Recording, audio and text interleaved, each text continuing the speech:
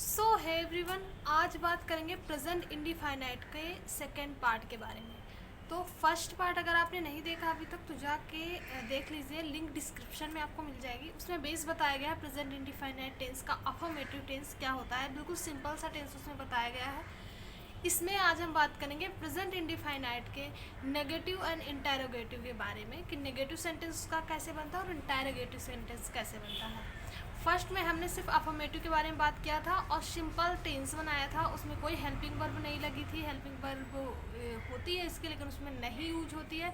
इसमें negative interrogative, इसमें आपको पता चलेगा हेल्पिंग वर्ब क्या होती है, हेल्पिंग वर्ब कब यूज होती है और क्या होती है, इंटरोगेटिव क्या होते हैं और इनको कैसे, इनका स्ट्रक्चर क्या होता है, इनके रूल्स क्या होते हैं। आपको बिल्कुल कभी भी नहीं भूलने वाला, बहुत इजी वे से, बहुत सही तरीके से बताएंगे। सो लास्ट तक बने रहिए और चैनल को लाइक शेयर सब्सक्राइब जरूर कर दीजिए। सो चलिए स्टार्ट करते हैं। सो प्रेजेंट इंडिफाइनाइट का नेगेटिव सेंटेंस। तो नेगेटिव किसे बोलते हैं? जिन वाक्यों में हम नहीं का उपयोग करते हैं वो नेगेटिव हो जाता है। तो इसकी जो हेल्पिंग वर्ब होती है वो होती है डू या डज। हेल्पिंग वर्ब हम उन वर्ब्स को कहते हैं जिनके ज़रिए हम किसी सेंटेंस को बनाते हैं जब, तो उन्हें हम प्रेजेंट करते हैं कि वो किस स्थिति में है, वो हेल्पिंग वर्ब के ज़रिए हम पहचान पाते हैं कि सेंटेंस किस काल में है, प्रेजेंट में, पास्ट में, फ्यूचर में। तो हेल्पिंग वर्ब मेन वर्ब की हेल्प करती है किसी भी सेंटेंस को पूरा करने के लिए या बनाने के लिए। तो इसकी जो हेल्पिंग वर्ब है वो डू है या डज है। तो हम डू का यूज़ कब करेंगे? तो डू का यूज़ हम करेंगे प्लूरल में और डज का यूज़ करेंगे सिंगुलर में। वो कैसे? जैसे हमने कहीं किसी सेंटेंस में ही, सी, इट ऐसे सेंटेंस यूज किए, ऐसे वर्ड इंग्लिश के यूज किए, वहाँ पे हम यूज करेंगे does. You, we, they and I के साथ हम यूज करेंगे डू। इसको आगे हम सेंटेंस के जरिए आपको बताएंगे। फिलहाल हम समझते हैं मेन रूल, जिसको स्ट्रक्चर बोलते हैं। हमने अफर्मेटिव में जो स्ट्रक्चर देखा था वो एकदम सिंपल सा था। इसका स्ट्रक्चर भी बिल्कुल सिंपल सा है, लेकिन फिर भी हमें थोड़ा सा चेंज करना पड़ेगा क्योंकि ये नेगेटिव है और इसमें नॉट भी है और हेल्पिंग वर्ब भी है। अफर्मेटिव में नॉट भी नहीं था और हेल्पिंग वर्ब भी नहीं थी। तो इसका स्ट्रक्चर क्या होगा? तो चलिए देखते हैं, क्योंकि स्ट्रक्चर ही मेन होता है। इसके जरिए हम किसी भी सेंटेंस को बहुत ईजिली बनाते हैं। इसका स्ट्रक्चर होगा subject plus helping verb plus not plus verb की first form plus object plus other word. ये एक स्ट्रक्चर है जिसके जरिए हम टेंस बना पाते हैं।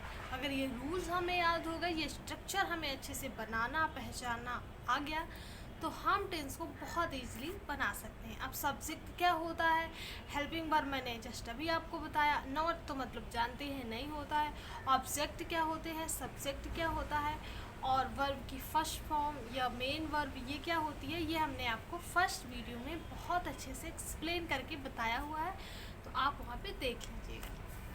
तो अब हम ये देखते हैं कि इस सेंटेंस को हम बनाएंगे कैसे। प्रेजेंट इंडिफाइनाइट को मैंने बताया था जिन वाक्यों के लास्ट में ता है, ती है, ते है जैसे वर्ड आते हैं, शब्द आते हैं, वो प्रेजेंट इंडिफाइनाइट होता है। और प्रेजेंट इंडिफाइनाइट हमें प्रेजेंट का बोध कराता है, मतलब हमें वो ये बताता है कि हम जो सेंटेंस बना रहे हैं या जो हम बोल रहे हैं वो हम प्रेजेंट के लिए बोल रहे हैं, अभी बिल्कुल अभी जो हम कर रहे हैं ना, सिर्फ उसी के लिए, क्योंकि हम इसमें लिखा हुआ है, इसमें लिखा ही हुआ है, इसमें मेंशन है प्रेजेंट इंडिफाइनाइट, प्रेजेंट मतलब अभी के लिए। तो अब सेम वैसा ही ये भी है, बस थोड़ा सा फर्क है कि हम इसमें नॉट का यूज़ करेंगे। कैसे?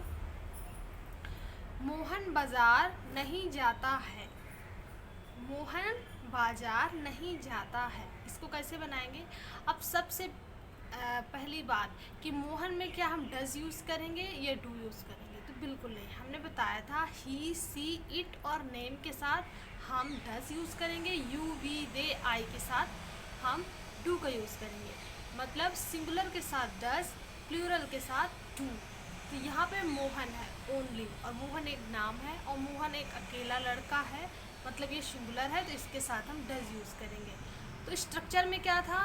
सब्जेक्ट प्लस हेल्पिंग वर्ब, तो हम Mohan plus does, Mohan does. फिर स्ट्रक्चर में देखिए subject plus helping verb plus not, तो मोहन डज नॉट। नॉट के बाद स्ट्रक्चर में देखिए subject plus helping verb plus not plus verb की फर्स्ट फॉर्म। अब इसमें वर्ब की first form, verb main verb इसमें क्या है, मोहन बाजार नहीं जाता है, तो जाना, तो Mohan does not go to market. Market object है, इसके बाद अगर कोई वर्ड होता तो वो अदर वर्ड हो जाते। मोहन बाजार नहीं जाता है, Mohan does not go to market. बहुत इजी है, जैसे जैसे आप सीखते जाएंगे वैसे वैसे आपको आता जाएगा। सो अब हम देखते हैं इसका एक दूसरा क्वेश्चन, जिसकी वजह से हमें थोड़ा सा और जानकारी हो जाए और थोड़ा और सफाई से हमें ये समझ में आ सके। तो सेकेंड हम इसका देखते हैं कि रीता खाना नहीं खाती है। रीता खाना नहीं खाती है, तो Rita does not eat the food. वे पत्र नहीं लिखते हैं, वे पत्र नहीं लिखते हैं। वे हो गया प्लूरल। अब इसमें हम यूज़ करेंगे डज, डू यूज़ करेंगे। They do not write letter, they do not write letter. Write हो गई मेन वर्ब, दे हो गया सब्जेक्ट, डू हो गई हेल्पिंग वर्ब। हेल्पिंग वर्ब के बाद क्योंकि नहीं लिखते हैं वो, तो नॉट लगाएंगे। फिर मेन वर्ब हो गई राइट, फिर दो लेटर। तो आई होप कि आपको ये समझ में आया होगा। अब शुरू करते हैं इंटेरोगेटिव। इंटेरोगेटिव बनाने के 2 टाइप्स होते हैं हमेशा। फर्स्ट तरीके में हेल्पिंग वर्ब को सबसे पहले रखते हैं, और सेकेंड तरीके में हम क्वेश्चन वर्ड को रखकर इंटेरोगेटिव सेंटेंस बनाते हैं। तो अगर हम इंटेरोगेटिव में जैसे कोई भी सेंटेंस है, अगर हम उसको उसकी शुरुआत क्या से करते हैं, कोई भी इंटेरोगेटिव सेंटेंस है उसकी शुरुआत अगर हम क्या से करते हैं, तो उसका जो आंसर होगा उसका हाँ या ना में आएगा। तो जब हम किसी सेंटेंस की स्टार्टिंग क्या से करते हैं, तो उसे बनाने में, उसकी इंग्लिश यानी उसका सेंटेंस बनाने में हम क्या की इंग्लिश नहीं लिखेंगे, यानी हम व्हाट का यूज़ नहीं करेंगे, बल्कि उसकी जगह में हम सब्जेक्ट के अकॉर्डिंग टू या डज का यूज़ करेंगे। तो इसलिए इसका स्ट्रक्चर आप जान लीजिए कि इसका स्ट्रक्चर क्या होगा। सो इसका स्ट्रक्चर होगा डू या डज प्लस सब्जेक्ट वर्ब की first form plus object plus other word.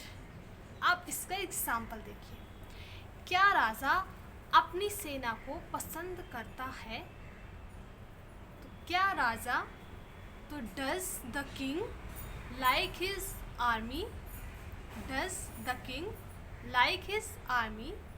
तो इसमें पहले क्या आया था, तो इसमें हमने सब्जेक्ट यानी राजा के अकॉर्डिंग डज का यूज़ करके सारे सेंटेंस को बनाया, क्योंकि ये इंटेरोगेटिव क्या से शुरू हो रहा था। अब हम सेकंड वाला देखेंगे, जिसकी शुरुआत इंटेरोगेटिव शब्द की अंग्रेजी से होती है, जैसे कब, कौन और क्यों। राधा खाना क्यों बनाती है, इसका आंसर हाँ या ना में नहीं होगा। राधा खाना क्यों बनाती है, Why does Radha make food?